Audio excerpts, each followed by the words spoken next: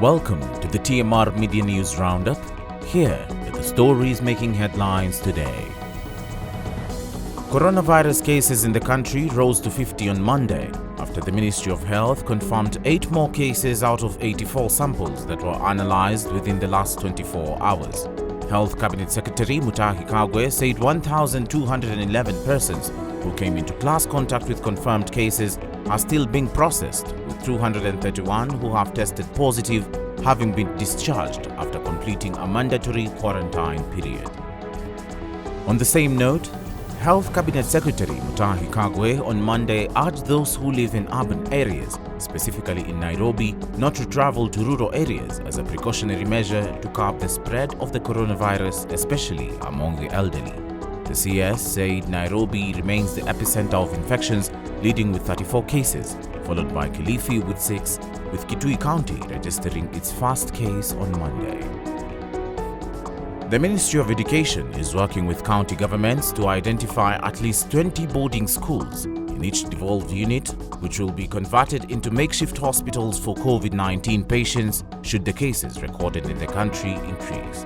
Deputy President William Ruto on Monday said the boarding schools will be well equipped to be used as health facilities in case of a crisis.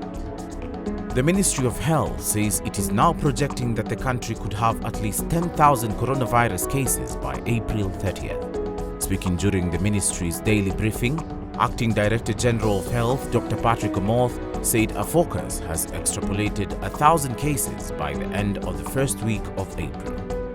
Thomas Schäfer, the finance minister of Germany's Hesse state, has committed suicide apparently after becoming deeply worried over how to cope with the economic fallout from the coronavirus, State Premier Volker Bouffier said on Sunday.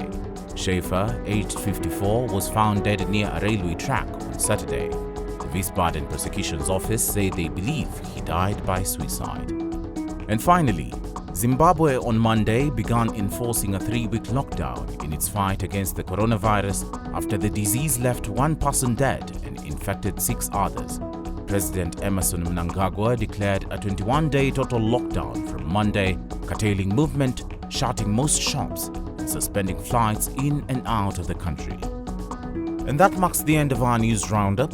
Thank you for joining us here at TMR Media, where we always keep you in the know.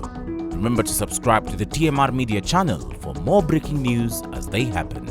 I've been your host, Ramadan Saidi. Till next time, adios.